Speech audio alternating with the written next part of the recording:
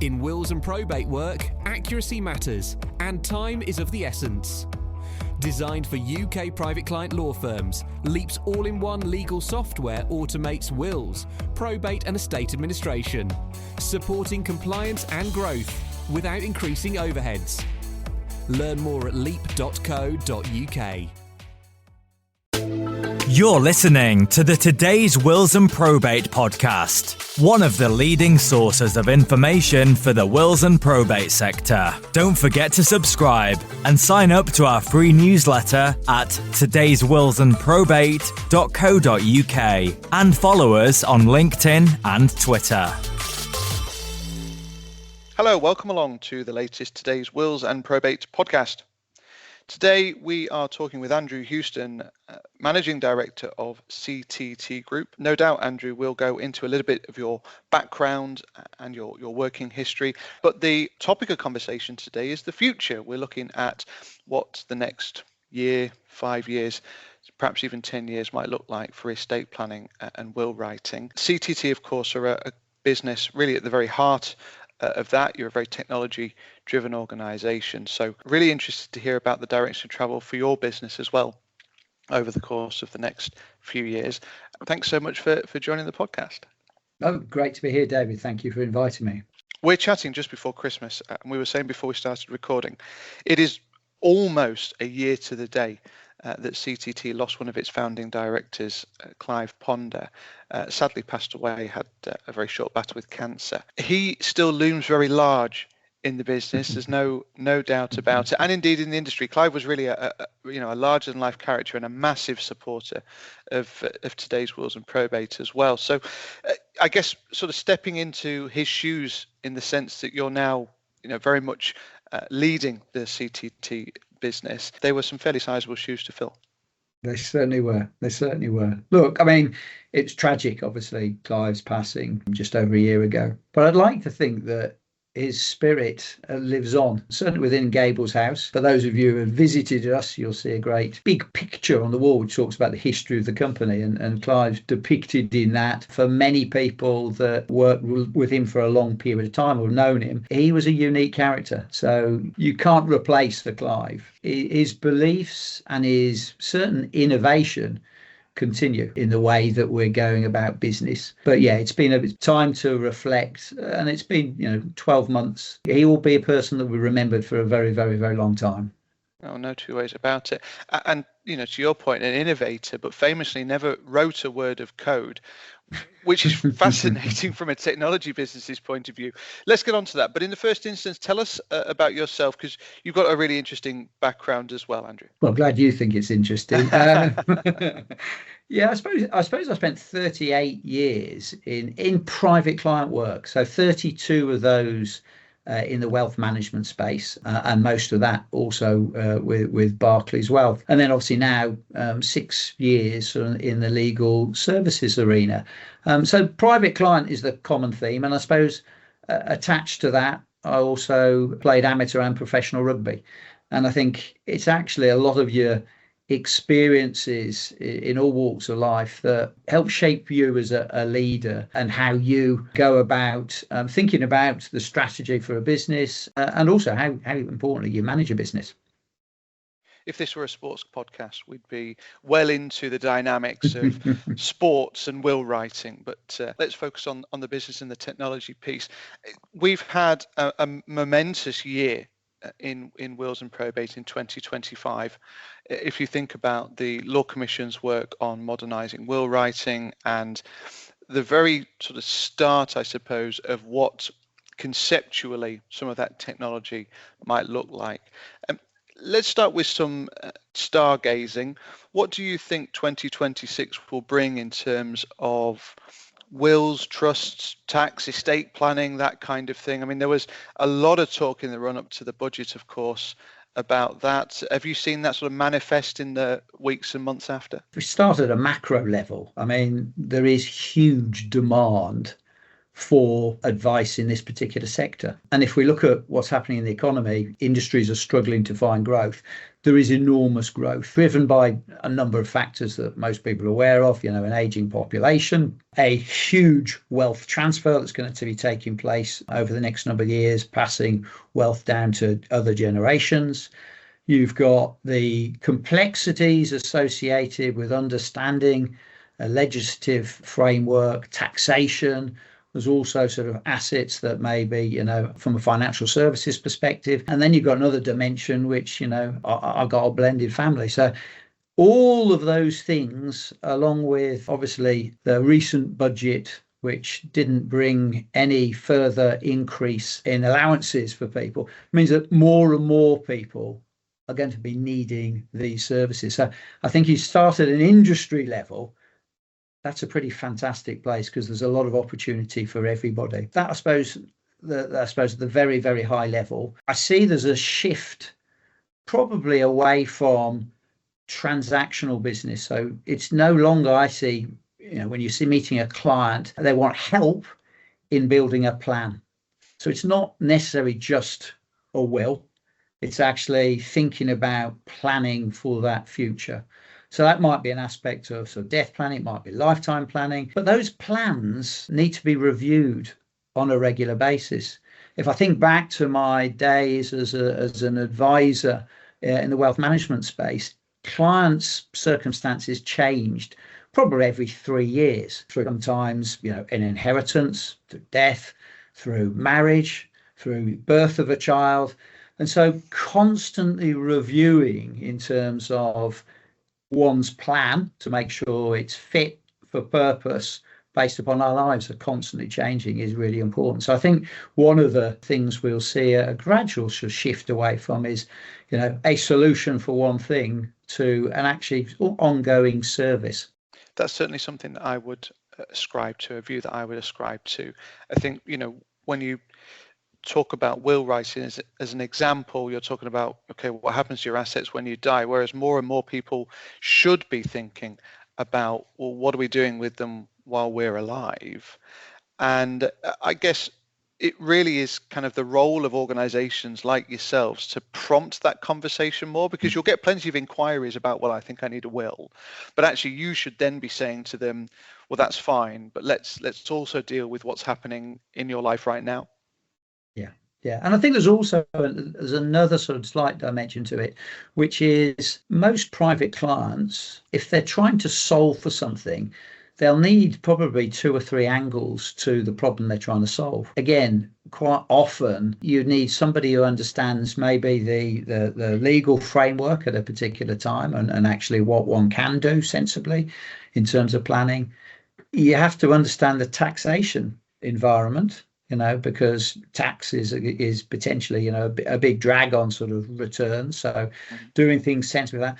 And then, not everybody is equipped with knowledge in those space and understands all the, dare I say, ways of investing. So thinking about financial services.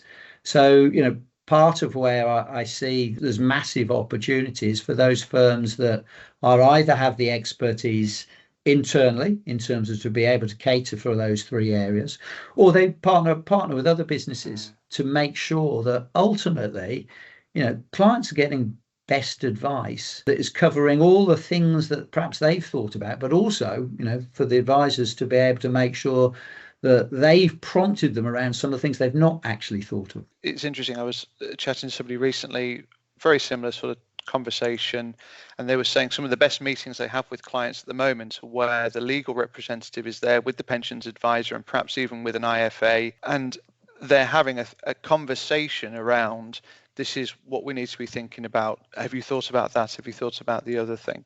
I mean, it's a sector that has been for a long time considered a cottage industry, really, will writing.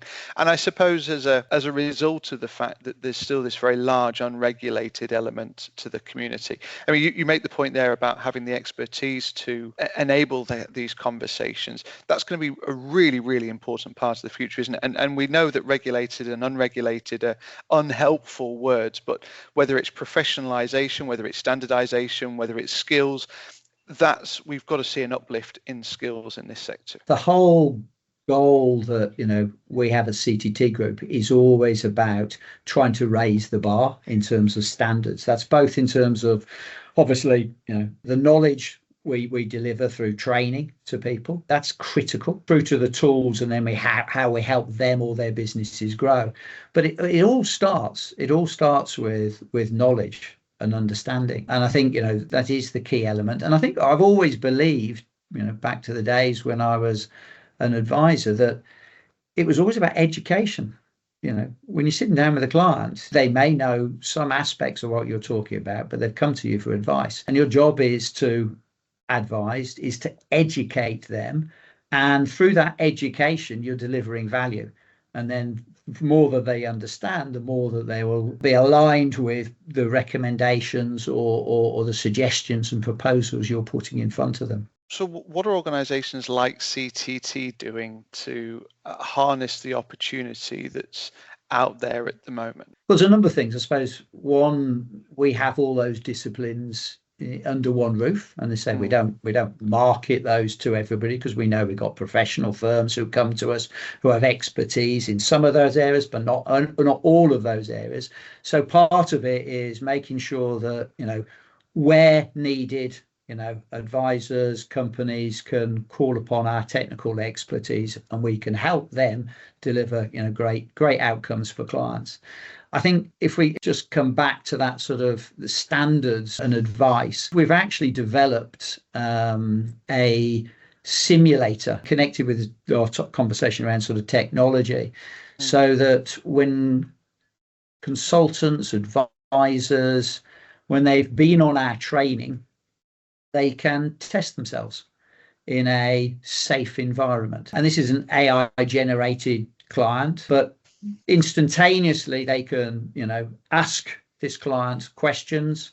The client will respond in certain ways, and it tests the consultant advisor to make sure they're pulling out all the necessary information they need to advise, as well as making sure then that the solutions they're suggesting are correct.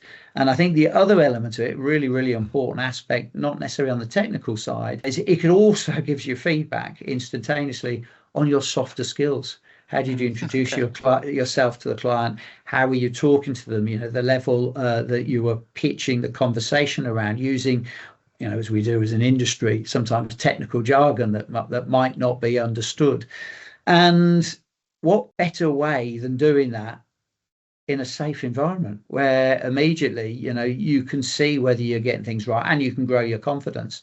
In my historical days, that would require a supervisor or team leader or my boss to come out and observe me. Well, you had then two very expensive overheads, traveling to a client, just trying to make sure that obviously the level or the standard of advice and the way that we were managing that client was right. That's how I learned.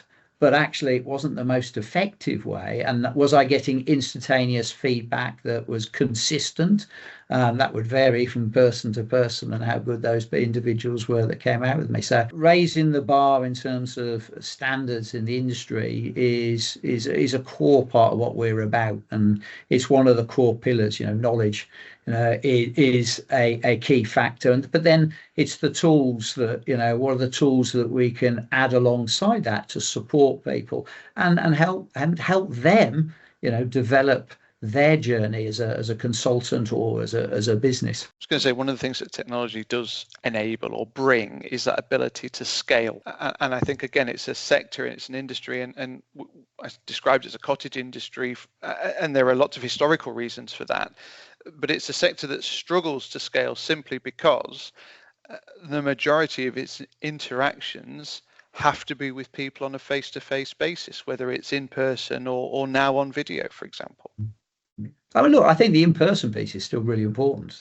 Don't get me wrong, the value associated with either educating a client or positioning sort of advice, helping them overcome sort of, challenges, hurdles, or that's really important. But I think in lots of industries, there's aspects of I dare say, an end-to-end process from early engagement through to solution, that technology can provide, dare I say, a great way of interacting with a client. In these days, people are expecting work to be done quicker, faster. I'm sure if you spoke to lots of people in the industry, they would say the most enjoyable part as an advisor is sitting down with the client, talking to them, helping them through, the challenges or the things they're looking to solve. I'm not sure they love always the upfront piece or maybe the latter piece. And I think that's where technology can be a wonderful enabler. We've seen a number of businesses working with us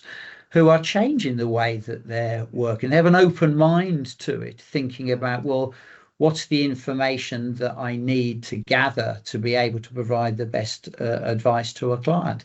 And are there other ways of being able to capture that information? Or more importantly, getting the client to capture that information for you in their own time. So, whether it's fact finding or whether it's, the fulfillment piece after you provide that advice, some of those bits, there's lots of technology out there that can enable the process to be a smoother one, a more efficient one in which, dare I say, the client is in control of, giving you the information. And then it's interesting, you can tell, we have a digital fact find at the beginning part of our process for people who want to use that.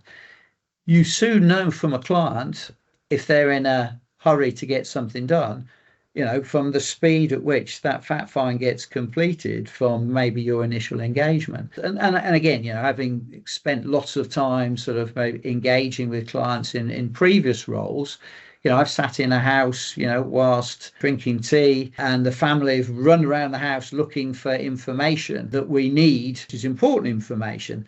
And, sitting there for maybe 2 hours, having a lovely time, building rapport, wonderful. But is that the best use of my time? Actually, if you articulate to the client what is it you need and allow them to fill that in their own time, well, then actually you're using your time more efficiently. So I think some of the technology will enable, it requires people to have an open mind to maybe following a slightly different process, but arguably it can be, more efficient. It can give the clients control of when they want to give you information. And what's more, if you're using your time efficiently and you've got all the information to be able to provide that great advice, well, commercially, the outcomes are likely to be somewhat better. Commerciality is always a difficult topic because, of course, the outcome, the right outcome is the right outcome for the client, always.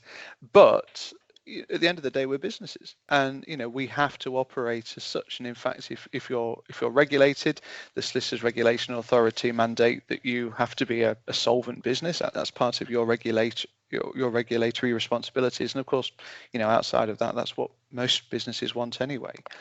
What evidence, though, is there, Andrew, that clients, you talked about, for example, the client that completes the fact find quickly is on a bit of a mission, whatever. But what evidence is there that clients are really engaged with this whole technology first approach? Have you got any measures of that or any sentiment around that? Yeah, I have, because we're seeing some businesses looking to change their models for all sorts of reasons. Sometimes it might be commercially, sometimes it might be from, they've got a new source of lead flow. There can be lots of reasons, but there's often a need to do things differently. And that can be, we want to make sure we deliver the most consistent client experience for every prospect that they actually meet. I had a coach years ago, coached me as an advisor, and he said to me, why should any of the people you meet not get the absolute best from you? And I said, well, I hope they do. And I said, okay, do you follow a process that's absolutely the same process for everybody? And I said, yeah, most of the time. Now, the reality is, successful and good advisors, we do get a little bit lazy at times, and we'll shortcut bits because we think we know better. We'll jump to a conclusion, jump a step in the process. So for me, it all starts with, if you've got a brand new prospect, the starting point is get to know them. The next piece is explaining how you work if you think you can help. And part of that is setting out that process. I like looking at other industries, and a great one, we were talking about Clive earlier, and I go and have a private medical, periodically, just to hopefully make sure I'm in the best nick I am.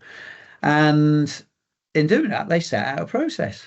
They said, Andrew, before you turn up, he said, we would like you to complete this questionnaire, fact find, as it is. It's digital. It gets sent to me. I'm motivated because I want to turn up to this meeting with them having all the information for them to give me the best advice, so that when I walk out of there, my plan for the next year is clear in terms of what I need to do. And you see this across other industries, whether it be somebody coming to your house to fit window, they'll explain how they work. They'll explain the cost associated with that. That's actually quite reassuring in lots of ways, when somebody sets out, this is what you can expect, these are the junctions in terms of how we'd work, and actually being transparent around, well, this is where there'll be a cost, or this is what that charge will be. So for me, it's all about, thinking about, your business and ensuring that your clients get a consistent journey, and get explained, what that is at the outset, and then experience it as they go through that journey. So for me, that's where it really comes from. Now, it'll vary business to business in terms of, the sort of clients that you're dealing with, but ultimately the best process is the best process. And after a period of time of, dare I say, analysing data, you can then prove it with facts. And we're seeing that in the context of some of those people who are using our digital journey. If we put the context around great wealth transfer, increased opportunity, greater opportunity for a wider gamut of services that people provide, I'm not going to put words into your mouth here, Andrew, but it feels as though there are going to be winners and losers over the course of the next 1, 5, 10 years. You're nodding along. You sort of sense this sector is going to change. Yeah. Like lots of other sectors have changed. I've watched it, investment management. It was a stockbroking cottage industry that has changed enormously over these years. So it's not specific just to this industry. There's lots of other ones that have fundamentally changed. And the winners and losers in this space are generally those that think continue to do what they're currently doing will service, the next generation of clients and everything else. Unfortunately, I think those will be the losers. Those who are prepared to experiment, innovate, and focus on, and this is about client outcomes, client journeys, great experiences. Those are the companies that I think are going to succeed. And gazing into that crystal ball, what kind of timescales do you see this happening around? I mean, let me give you some thoughts of my own on that one. So listeners to the podcast may well be aware we have sister publications in conveyancing and family law. Conveyancing is going through its own modernization journey at the moment. Super interesting. That, for a lot of technology people and innovators, to them, they're saying it'll take 2 to 3 years. I think to a lot of the industry, they sort of feel it will take 10 years, just simply because these things are like turning the Titanic. Do you sort of feel as though it's probably the same here, that the innovators are saying, well, it's going to happen much more quickly, whereas the whole of the industry is perhaps a little bit more pragmatic? The one constant we have here is change, right? And that will continue for years and years and years. So I can't see 10 years ahead. I can probably see 3 years ahead. And I think the speed of change is accelerating. You see it in other industries. I see it in the legal services industry. And that's absolutely the right thing to be happening. So for me, let's take AI. Lots of different views on AI. I talked a bit about simulator. We're using it in a number of different areas responsibly, and making sure that we're not letting it loose in the context of delivering sort of advice. If you look at how AI has developed over the last 12 months, it's the pace of it has been enormous. The things it couldn't do but now can do is quite illuminating. So I think that's the backdrop, but it's not just about AI. There's change taking place, in many aspects, or there's many, dare I say, technology platforms that are growing. There's many ways of improving the quality of service and experience that clients can have. So to answer your question, over the next 3 years, the pace of change is going to speed up.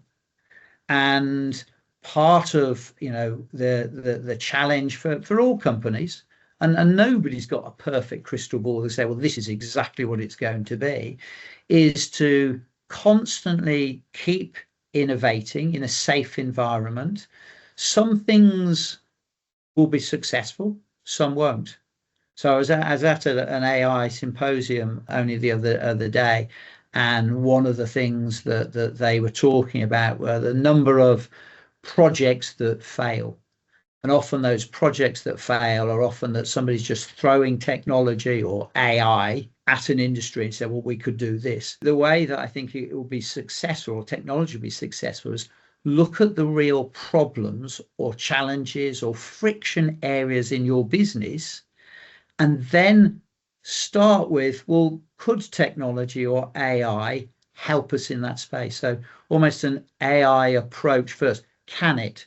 Experiment in a small way. From those small ways, you suddenly go, if this has got legs, then you develop it out. So for me, it is about innovation, but it's also really, really looking at pain points or areas of business that you can really make a transformational difference for clients. And that's where I think, there are going to be some massive changes, over the course of, the next couple of years. And so we're using AI. I've talked about the simulator.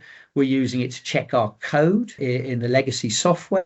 We're experimenting in terms of, how it might read documents. And so again, looking at some of the administrative tasks that, currently done maybe in a manual way by individuals. And, I'm a human being. I make mistakes on a regular basis. There are some things that technology can do probably better than me. In fact, there's probably quite a lot of things that it can do better than me. I think one of the things that I find with AI, and looking at my own business and organization, is that art of the possible. To your point, what can AI do? And my tiny little brain doesn't always look at something and go, am I the right person that should be doing this? Is there another way that we can do it? Can AI solve this problem for me? And that's something that I've really been trying to talk to my own team internally about. I mean, clearly organizations like yourself that have got the ability to invest in that is a benefit to you, but more broadly, I know that, for example, you share that investment and that energy with the industry as well, and that's innovation with the industry as well. Yeah, but it's also a cultural thing. We've done we in fact did last week a training session with the team leaders, the leaders in the business, and encouraging them to share either some of the problems or some of the ideas they've had in terms of where AI could be utilized, or maybe we could help them in terms of solving pain points. And that's a cultural piece, because they then are not afraid to think about doing things differently. And I referred to it a little bit earlier. If you have an open mind and you're prepared to ask curious questions, you're prepared to talk to other people, other industries, the answer isn't that far away. But it does require you to be curious, and it does require you to experiment a little bit. And again, importantly, not every experiment will work. That doesn't mean you failed. We learn more in life from the things we probably failed at than the things that actually worked. That's probably a good example also, David, of companies come to us for all sorts of things. They might come because of our training, the knowledge we can provide to them. It might be because of our software, the tools that we have. And sometimes they've just got a problem. And actually, that's a really enjoyable part of, the business. We're a consultancy as well. So we'll listen to the problems that they've got. We've dealt with and deal with lots of different businesses with very different backgrounds. And so helping people overcome problems, particularly in the private client space, we've probably seen most situations, or most of the most common situations. From my perspective, having originally worked in a B2C environment advising clients, working B2B is equally rewarding, if not even more so, because when somebody's got a problem and I maybe help them solve it, and that might be CTT Group, we can solve them. It might not be. It might be I just put them in touch with somebody who I know has had a similar problem. That's really rewarding, particularly when you start to see their businesses grow and they recognize the important partnership that we've have with them in terms of making sure that their businesses are successful. I suppose if we all had that almanac from the Back to the Future films, we'd all be millionaires, wouldn't we? If we're thinking about what 2026 looks like. But I think you've given a really interesting picture of what the next few years might look like, and to your point that change is absolutely the constant, then I absolutely agree. And of course, AI, we finished the discussion on AI today is the worst, is the poorest, is the least malleable it will ever be, and the rate and speed of its improvement is that hockey stick, isn't it? It's that massive curve upwards, and I think we're probably still relatively close to the bottom of that. So we've got a huge amount to learn over the course of the next couple of years. Andrew, it's been great to have you on the podcast and super interesting to share your thoughts and insight. Thanks so much for joining. Thank you, David. Enjoyed chatting. The Today's Wills and Probate podcast is available on your preferred podcast provider. It's also available on todayswillsandprobate.co.uk. My thanks to Andrew. Thank you as ever for listening, and we'll see you again soon.